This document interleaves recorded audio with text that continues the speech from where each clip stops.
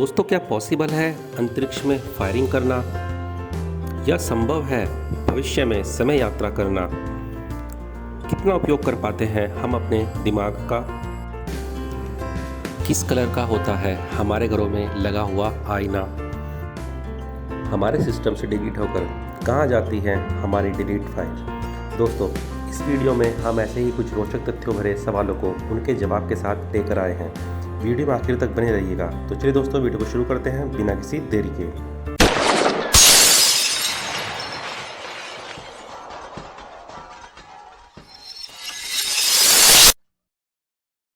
दोस्तों, कभी आपने विचार किया है हर घर में यूज होने वाला आईना, जी हाँ, शीशा, इसका रंग किस कलर का है? असल में दोस्तों, दर्पण का रंग सफ़ेद या चांदी बहुत से लोग बताते हैं, मगर इसकी सही व्याख्या यह है कि मनुष्य 10 मिलियन अलग अलग रंगों में अंतर कर सकता है। दर्पण का दिखने वाला रंग दरअसल उस पर जो भी परिलक्षित होता है उसका रंग होता है। सही दर्पण सभी छवियों को बिल्कुल विपरीत दिशा अर्थात प्रतिबिंबित कोण और दूरी में दर्शाता है। तो आईने का रंग स्मार्ट वाइट या सिल्वर होगा। लेकिन हम एक वास्तविक दुनिया में रहते हैं जहां कोई आदर्श दर्पण नहीं है। प्रत्येक वास्तविक दर्पण बहुत कम मात्रा में प्रकाश को अवशोषित करता है। विशेष रूप से यह 510 माइनस नैनोमीटर रेंज के भीतर प्रकाश को सर्वोत्तम रूप से प्रतिबिंबित करता है, जो दृश्यमान हरी रोशनी का स्पेक्ट्रम है। तो इसलिए हम तकनीकी रूप से यह कह सकते हैं कि आपका दर्पण हरे कलर का है।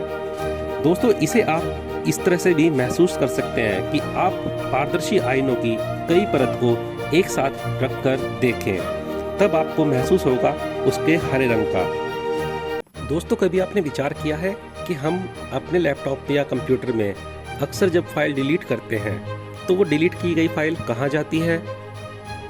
नहीं ना? तो चलिए दोस्तों, हम आपको बताते हैं कि यह डिलीट की गई फाइल कहीं नहीं जाती। असल में यह कंप्यूटर में हमेशा मौजूद रहती है। अक्सर आप अपने कंप्यूटर या मोबाइल में अनावश्यक फाइलों को डिलीट करते होंगे। क्या वास्तव में वो सभी फाइल डिलीट होती है या किसी अन्य उपयोग ना होने वाली जगह में सुरक्षित हो जाती है? खैर, इसका जवाब है कि आपका कंप्यूटर या मोबाइल कुछ भी नहीं हटाता, वो वहीं आपकी हार्ड डिस्क में मौजूद रहता है। जब आप कोई फाइल हटाते हैं तो आप बस अपनी हार्ड डिस्क पर नए पते पर एक पॉइंटर बदलते हैं। पॉइंटर्स एक विशेष प्रकार का डेटा होता है जो उस स्थान, जिसे हार्ड ड्राइव का ट्रैक, सिलेंडर या सेक्टर को दर्शाता है, जहां वास्तविक फाइल संग्रहित होती है। बड़ी फाइलों को यानी अधिक डेटा वाली फाइलों को कई स्थानों पर संग्रहित किया जाता है। जब आप कोई फाइल खोलते हैं तो हार्ड ड्राइव डेटा प्रस्तुत करने के लिए पॉइंटर का अनुसरण करती है। दरअसल फाइल कभी मिटाई नहीं जाती, यह आपकी हार्ड डिस्क पर भौतिक रूप से मौजूद रहती है, लेकिन वह पता जहां फाइल स्थित है अगले पढ़ने लिखने के संचालन के लिए उपलब्ध करा दिया जाता है। आप उन फाइलों को विशेष सॉफ्टवेयर का उपयोग करके वापस प्राप्त कर सकते हैं जब तक कि स्थान को अधिलेखित ना कर दिया गया हो। हालांकि ओवरराइटिंग इस बात की गारंटी नहीं देती कि आपकी फाइल हमेशा के लिए चली गई है। पश्चिम अफ्रीकी देश घाना में संगठित अपराधियों ने डंप किए गए इलेक्ट्रॉनिक कचरे से गोपनीय डेटा पुनः प्राप्त करने में कामयाबी हासिल की है। इसलिए यदि आप किसी गुप्त एजेंसी के लिए काम कर रहे हैं तो अपनी हार्ड डिस्क फेंकने के बजाय उसे नष्ट कर दें। दोस्तों, क्या आप अंतरिक्ष में बंदूक चला सकते हैं? तो इसका उत्तर होगा हाँ। बंदूकों को काम करने के लिए ऑक्सीजन की आवश्यकता नहीं होती, इसलिए बाहरी स्थान के निर्वात में कोई समस्या नहीं होगी। चूँकि बारूद पूरी तरह से सबनिहित है और यह वातावरण पर निर्भर नहीं रहता। गन अंतरिक्ष में भी उसी प्रकार काम करेगी जैसे वो ज़मीन पर करती है, क्योंकि बुलेट को बैरल में हवा को धक्का नहीं देना पड़ेगा और यह अंतरिक्ष में अनंत दूरी की यात्रा को तय करती रहेगी। और क्योंकि यह अंतरिक्ष में है तो यह अंततः वक्रीय होगा, अर्थात गोली चलाने वाले की कक्षा से गोली की कक्षा भिन्न होगी। यहाँ यह निर्भर करता है बुलेट की गति और स्थिति के आधार पर। कक्षा की सीधी दिशा में फायरिंग के परिणाम स्वरूप एक विलक्षण कक्षा बन जाएगी। और क्योंकि ब्रह्मांड लगातार विस्तार कर रहा है, लगभग 73 किलोमीटर प्रति सेकंड प्रति मेगा पार्सेक की दर से, इसलिए गोली कभी नहीं रुकेगी और हमेशा के लिए अकेले यात्रा करती रहेगी। दोस्तों, क्या हम कभी समय यात्रा कर पाएंगे? वैसे तो तकनीकी रूप से हम पहले से ही 1 घंटा प्रति घंटे की दर से समय यात्रा कर रहे हैं। वास्तविक सवाल तो यह है कि क्या हम इस दर से तेज या धीमी यात्रा कर सकते हैं? तो दोस्तों, यहाँ पे आपकी जानकारी के लिए मैं बता दूं कि ऐसा पहले ही किया जा चुका है। रूसी अंतरिक्ष यात्री सर्गेई क्रिकालेव ने अपने भविष्य में 0.02 सेकंड की यात्रा की। उन्होंने दरअसल हमारी पृथ्वी की परिक्रमा करते हुए 803 दिन 9 घंटे 39 मिनट बिताए। 17,500 मील प्रति घंटे की रफ्तार से यात्रा करते हुए उन्होंने समय फैलाव नामक प्रभाव का अनुभव किया। आइंस्टाइन का विशेष सापेक्षता सिद्धांत कहता है कि जब हम अन्य वस्तुओं के सापेक्ष आपकी यात्रा की गति प्रकाश की गति के समान होती है, तो आपके लिए उन लोगों की तुलना में समय धीमा हो जाता है जिन्हें आपने पीछे छोड़ दिया था। यही कारण है कि जीपीएस उपग्रहों की घड़ी पृथ्वी पर घड़ी से 1 सेकंड के 70 लाखवें हिस्से से असहमत होती है। मान लीजिए कि आप एक 10 वर्ष के लड़के हैं जो प्रकाश की गति, जो कि वर्तमान में हासिल करना असंभव है, के 99.5% की यात्रा करते हुए एक रॉकेट से पृथ्वी छोड़ गया है और वापस 15 वर्ष की आयु में आप 5 साल बाद लौटते हैं, तो आप पाएंगे कि आपके हम उम्र के सभी बच्चे अब 60 साल के वृद्ध हो चुके हैं, क्योंकि समय आपके लिए अधिक धीरे धीरे बीतता है। अंतरिक्ष में बिताए आपके 5 वर्ष पृथ्वी पर 50 वर्ष के बराबर होंगे और इस तरह आप भविष्य में 45 साल आगे बढ़ सकते हैं।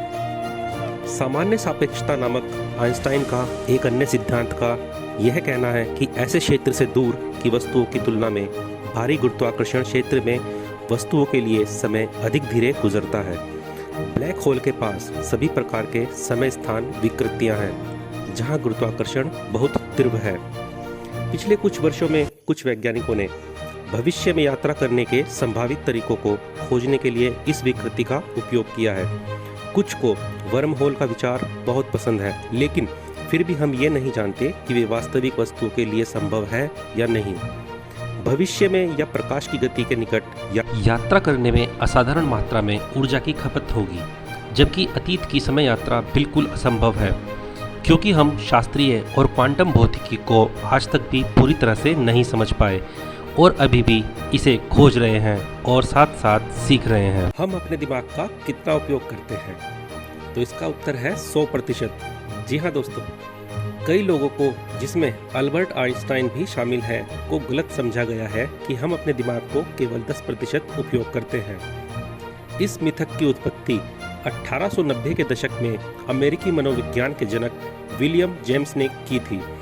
उन्होंने बताया था कि हम में से ज़्यादातर लोग अपनी मानसिक क्षमता को पूरा नहीं कर पाते हैं और यह गलतफहमी काफ़ी लंबे समय से अटकी चली आ रही है।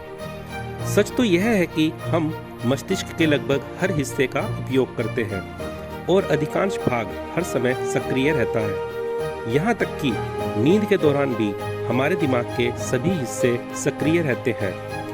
यहाँ जानने वाली बात यह भी है कि मस्तिष्क का प्रत्येक भाग किसी भी क्षण एक साथ सक्रिय नहीं रहता है। अधिकतम दक्षता के लिए और बिल्कुल सचेत रहने के लिए 1 से 16% कोशिका सक्रिय रहनी चाहिए।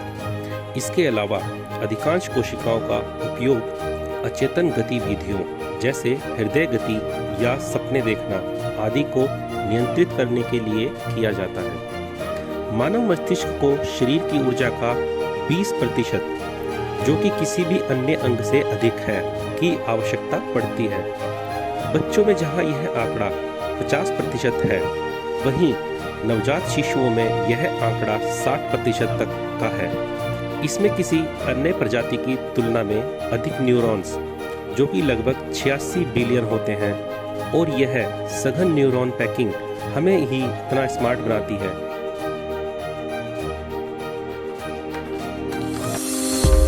दोस्तों, वीडियो आपको पसंद आई हो तो प्लीज़ लाइक कीजिए और शेयर कीजिए। साथ ही साथ हमारे चैनल को सब्सक्राइब करना मत भूलिए और बेल नोटिफिकेशन को ऑन कीजिए।